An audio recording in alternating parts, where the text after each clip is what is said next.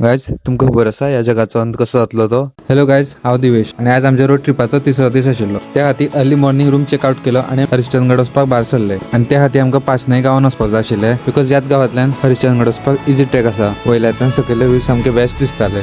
त्या views enjoy करीत आमी गड चडपाक लागले.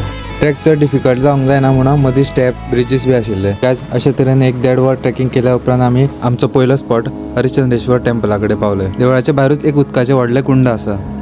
देवळाचे बांदकाम हेमाडपंथी आसा, म्हणजे चुनो बी यूज करनासतना फातराचेर फातर दवरून बांदकाम केला, जे 12व्या-13व्या सेंच्युरीन यादव काळान बांदला आसत. या देवळाच्या सायडीन एक महाविष्णूचे तशेंच विठ्ठल रखुमाईचे आणि एक गणपतीचे बी देवूळ आहा. पिवपाक लागून उदकाची बारीक बारीक कुंडाय बी आसा.